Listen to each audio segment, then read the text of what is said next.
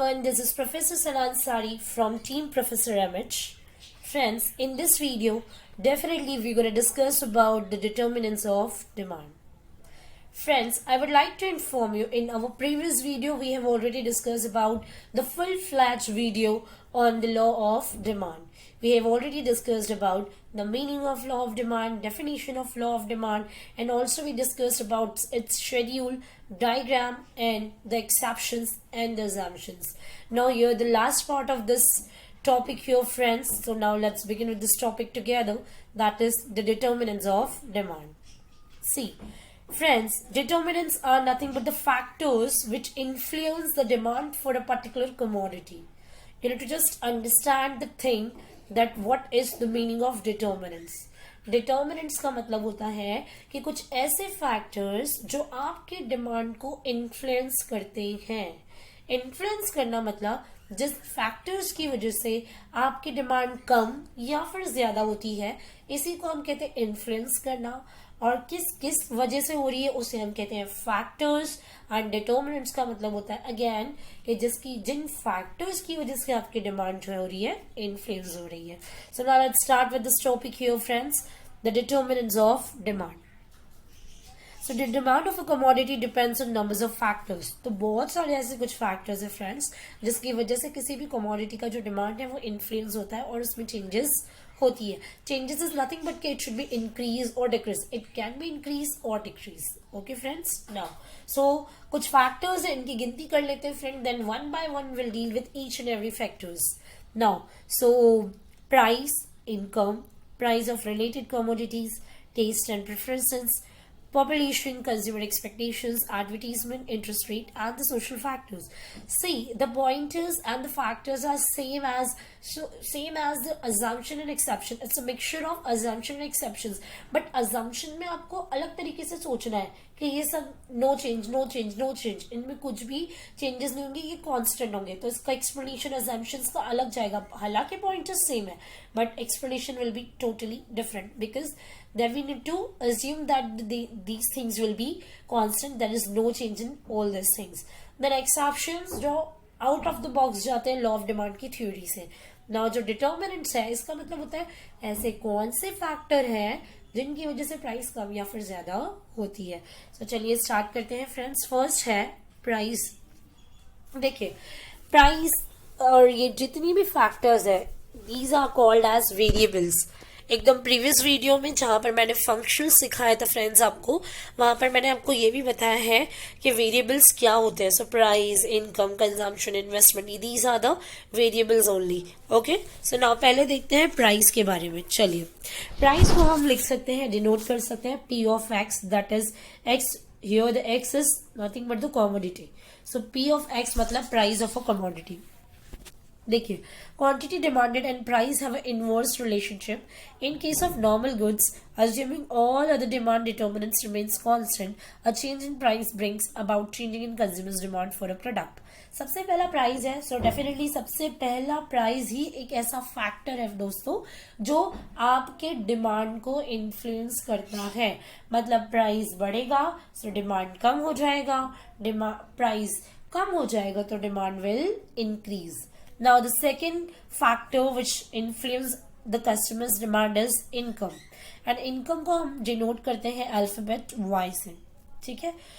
So while income, how will be the demand for such goods?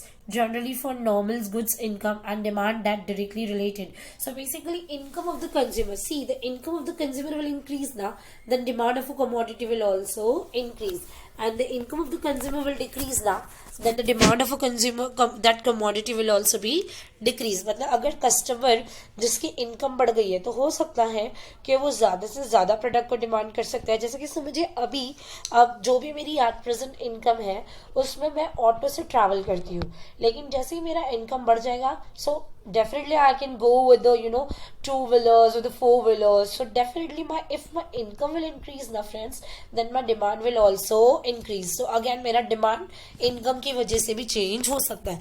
और समझिए मेरा income और कम हो गया सो मेरा जो यहाँ पर demand है वो भी कम हो जाएगा. मतलब जब जहाँ के मैं ऑटो यूज करती थी तो हो सकता है मैं वो बस से भी ट्रेवल कर सकूँ. ठीक है.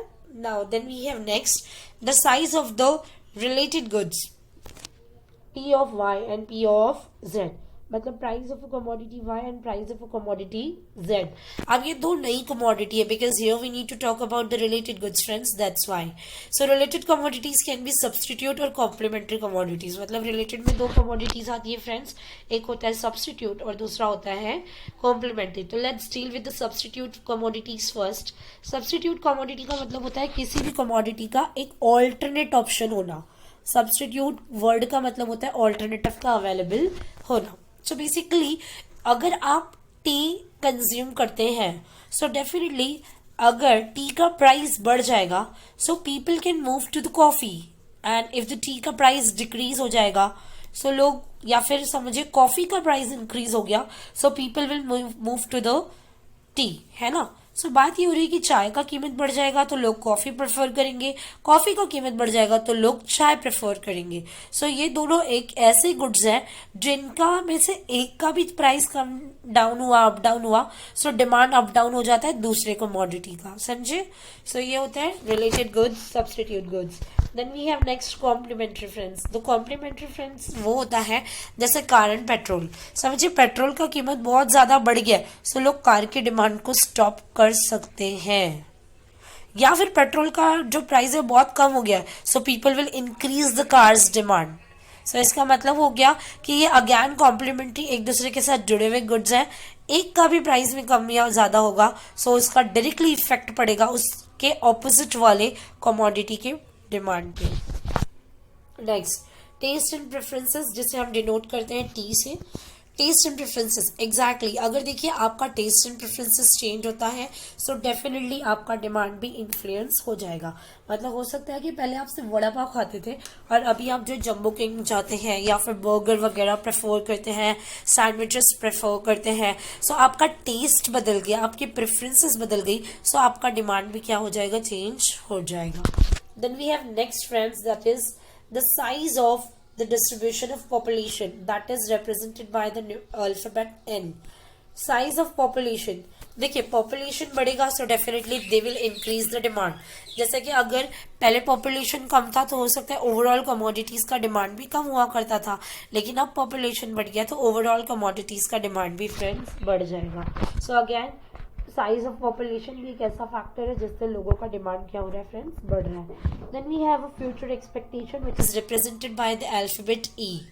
फ्यूचर एक्सपेक्टेशन मैंने आपको एक्सेप्शंस में भी सिखाया है कि अगर आपको लगता है कि ऑयल, शुगर ये कुछ ऐसे आइटम्स हैं जिनका प्राइस इन फ्यूचर जाके बढ़ जाएगा सो आप क्या करोगे, उसका डिमांड अभी के अभी क्या कर लोगे, बढ़ा दोगे. सो आपने फ्यूचर एक्सपेक्टेशन रखते हुए अभी चीज़ों का करंट टाइम पे डिमांड बढ़ा दिया. सो फ्यूचर एक्सपेक्टेशन एक ऐसा फैक्टर है जो आपके डिमांड को इन्फ्लुएंस कर देता है for that particular time period के लिए. Okay. Then we have next friend expenditures on advertisement and promotion which representing by alphabet A.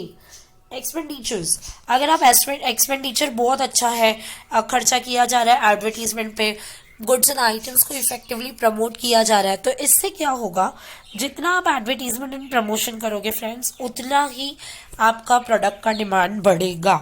ठीक है. मतलब जैसे कि एडवर्टीजमेंट बहुत इफेक्टिवली आपने कर दिया है, उसमें बहुत ही अच्छा ब्रांड एम्बेसडर आप यूज़ कर रहे हैं, so definitely people will demand for your product more. Then we have second last, that is cost of credit और इंटरेस्ट रेट. अब जैसे देखो क्रेडिट जो हमारी गवर्नमेंट आपको या बैंक्स जो आपको क्रेडिट फैसिलिटीज देती है विच इज कॉल्ड लोन, लोन पे जो इंटरेस्ट रेट अगर ज़्यादा कर दिया जाएगा तो लोग क्या करेंगे, लोन कम लेंगे, और लोन कम लेंगे तो लोग डिमांड भी कम करेंगे क्योंकि उनके पास पैसा ज़्यादा नहीं होगा.